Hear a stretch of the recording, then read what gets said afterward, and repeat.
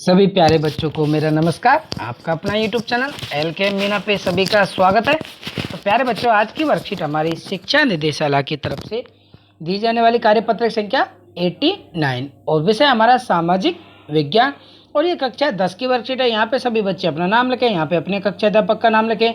आज की तिथि हमारी 27/2/2021 और दिन हमारा है बेटा शनिवार का। ओके स्टूडेंट, तो आज की वर्कशीट बेहद महत्वपूर्ण रहने वाली है क्योंकि ये कि आपकी CBSE परीक्षा में आपके 5 नंबर का मामला है। तो कैसे हमको ये नक्शे भरने हैं, कैसे आपको इनकी ये जो स्थान दिए हुए हैं इनको हमें भारत के राजनीतिक रेखा मानचित्र में आपको इन्हें दर्शाना है। तो सबसे पहले आपको मैं पहले भी बता चुका हूँ कि सबसे पहले आप स्टेट बाय स्टेट भारतीय नक्शे को जान लें, पहचान लें। उसकी घर पर आप 1-2 दिन प्रैक्टिस करते रहें तो आपको सभी भारतीय राज्यों के नाम हो जाएंगे। उसके बाद जो फेमस राज्य हैं तो उनमें कौन कौन सा कब अधिवेशन हुआ, कब कौन सा आंदोलन हुआ, कब कौन सा कांड हुआ, तो उन सब के बारे में भी आपको पता होना चाहिए। ओके, तो देखो इस वर्कशीट में क्या पूछा गया है कि भारत के राजनीतिक रेखा मानचित्र में निम्नलिखित को दर्शाइए। तो बेटा देखो, पहला भारतीय राष्ट्रीय कांग्रेस अधिवेशन, कि भारतीय राष्ट्रीय कांग्रेस अधिवेशन जो हुए थे तो पहला हुआ कलकत्ता में, दूसरा हुआ नागपुर में, तीसरा हुआ मद्रास में। अब क्या है बेटे, इसमें सबसे पहले भाई जैसे सितंबर 1920 में, ये भी 1920 में हुआ था, ये भी 1920 में हुआ था और ये जबकि 1927 में हुआ। तो इन दोनों में हमारे क्या थोड़ा सा हमें चक्कर पड़ जाता है कि कौन सा अधिवेशन पहले हुआ। तो यहाँ पे बेटा सी, देखो अल्फाबेट के हिसाब से सी, भाई कलकत्ता हमारा सी पे आता है, ठीक है ना, अल्फाबेट के हिसाब से। और एन नागपुर, तो इसके हिसाब से आप देख लेंगे भाई सी कलकत्ता का पहला हुआ था, वो सितंबर में हो चुका है। कब हो चुका है बेटा? सितंबर में। तो इन दोनों में आप कंफ्यूज ना हो। और एन ये बाद में आता है अल्फाबेट में ABCD के हिसाब से, तो ये आपका दिसंबर में हुआ था। तो आपका जो कंफ्यूजन होता है वो क्लियर करें कि आप अल्फाबेट के हिसाब से इन दोनों अधिवेशनों का नाम आप याद कर लेंगे। सी का मतलब पहले और एन का मतलब बाद में। तो सी का मतलब कलकत्ता जो कि सितंबर में हो चुका था, वो भी 1920 में, और नागपुर का दिसंबर में, जो कि एन अल्फाबेट के हिसाब से ये बाद में, तो इसका दिसंबर में हुआ था। ओके बेटा, तो चलिए और आगे इसमें सेकंड क्वेश्चन में हमारा पूछा गया कि राष्ट्रीय आंदोलन कौन कौन से, भारतीय राष्ट्रीय आंदोलन प्रमुख कौन कौन से थे। ये वर्कशीट आपकी पिछली वर्कशीट भी आ चुकी है, लेकिन इसमें थोड़े आपकी बार ज़्यादा पूछ लिए गए। तो बेटा ये कभी कभी आपके पेपर में, और ये आता ही है कभी कभी, क्या कभी कभी ये 5 ही दे देता है, कभी कभी 6 भी दे देता है कि आप 5 को इंगित करें। तो यहाँ पे 6 दे रखे, तो 6 में से कम 5 आपको नक्शे में अंकित करने होते हैं। तो उसके लिए चलिए करते हैं इसका आंसर। ओके, तो पहले हम भारतीय अधिवेशन को देख लेते हैं। ओके स्टूडेंट, तो इंडियन नेशनल कांग्रेस सेशन के जो अधिवेशन हुए थे तो उनको हमने यहाँ पे लोकेट कर दिया है। तो बेटा सबसे पहले जो हुआ था वो कलकत्ता का अधिवेशन हुआ था। कलकत्ता हमारे यहाँ पे इस नदी, हुगली नदी के किनारे पे बसा हुआ है थोड़ा सा, तो ये पॉइंट बना के मैंने आपको दर्शा दिया। तो बेटा ये सितंबर 1920 में हुआ था, तो ये आपको यहाँ दर्शाना है कलकत्ता में, ठीक है ना। तो ये 1920 में हो चुका था। अब इसके बाद हमारा बात है नागपुर अधिवेशन। तो नागपुर अधिवेशन आपको पता था कोई, ये यहाँ पे है, ठीक है ना, महाराष्ट्र में यहाँ पे है। तो इसको हमें यहाँ पे दर्शाते हुए और ऐसे हमें इसको एरो बनाते हुए लिखना है। तो नागपुर दिसंबर 1920। फिर जो हमारा तीसरा अधिवेशन हुआ था वो कांग्रेस का, वो मद्रास में हुआ था, 1927 में हुआ था। तो यहाँ पे बेटा ये बिल्कुल किनारे पे है, तटीय किनारे पे, तो यहाँ पे ये मद्रास है। तो यहाँ पे हमारा ये अधिवेशन कंप्लीट होता है। ये कांग्रेस के 3 महत्वपूर्ण अधिवेशन हुए, तो इन तीनों को आप बिल्कुल याद कर लें भाई कौन से स्टेट में कौन सा अधिवेशन हुआ था। ओके बेटा, क्लियर। आगे हमारा पूछा गया था कि भाई भारतीय राष्ट्रीय आंदोलन किस किस जगह पे कौन कौन सा कहाँ हुआ था, तो वहाँ पे एक बार रीड करेंगे। पहला हमारा इसमें आंदोलन था तो चंपारण में बिहार, नील कृषक आंदोलन जिसने गांधी जी ने महत्वपूर्ण भूमिका निभाई थी। खेड़ा, इसमें भी गांधी जी ने किसान सत्याग्रह, इसमें भी महत्वपूर्ण भूमिका निभाई थी। और ये अहमदाबाद गुजरात में सूती कपड़ा कामगारों के लिए सत्याग्रह किया था। चोरा चोरी उत्तर प्रदेश में, जो कि गोरखपुर में, तो ये अशोक आंदोलन को वापस लिया गया कि 1922 में जो घटित हुआ।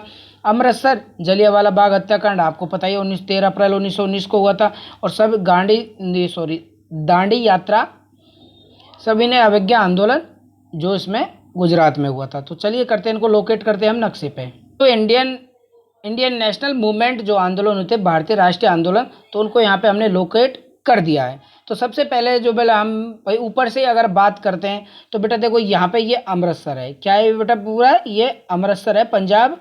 तो यहाँ पे हमने इसमें अमृतसर पंजाब की ये छोटी सी जगह है और बड़ा स्वर्ण मंदिर भी यहाँ पे फेमस है।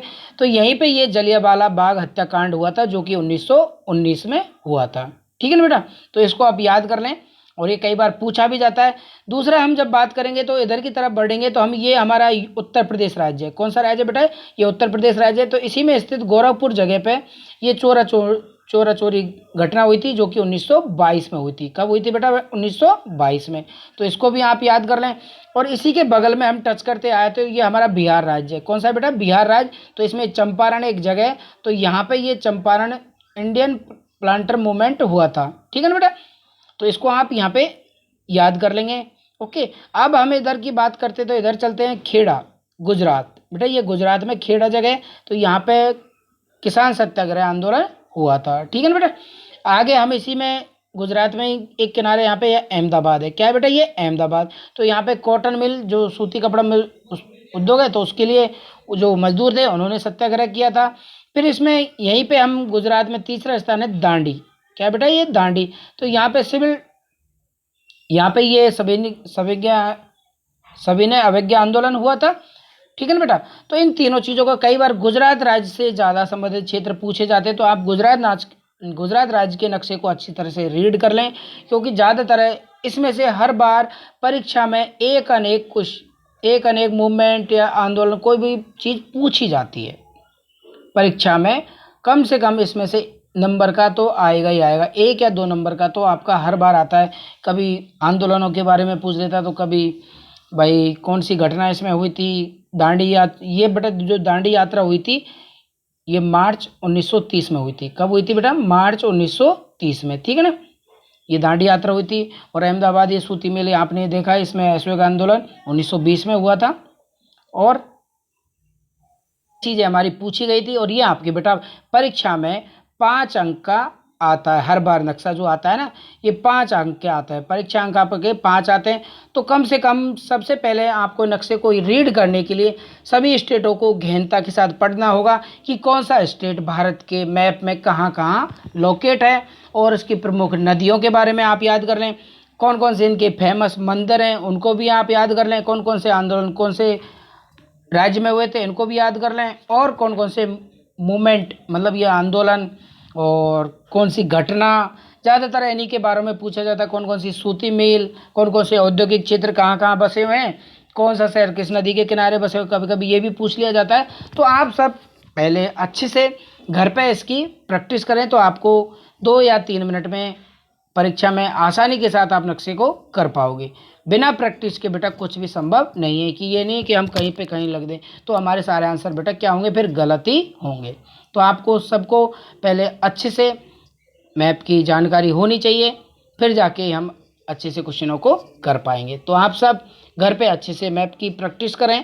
आपकी परीक्षाएं भी नज़दीक हैं, तो आप अगर रोज़ाना भी एक बार अगर प्रैक्टिस करेंगे, मान लें आप 5 या 10 राज्यों की अगर आप घर पे प्रैक्टिस करते हैं, एक राज्य की भी अगर आप प्रैक्टिस करते हैं, तो अभी आपके परीक्षा के काफ़ी दिन हैं। तो धीरे धीरे आपको भारतीय सभी राज्यों की जो फेमस जगह है तो उनकी भी जानकारी हो जाएगी, कौन सा स्टेट कहाँ बसा हुआ है उसकी भी जानकारी हो जाएगी, कौन कौन सी इसकी राजधानी है इनको भी आप याद कर ले, कभी कभी ये भी पूछ लिया जाता है।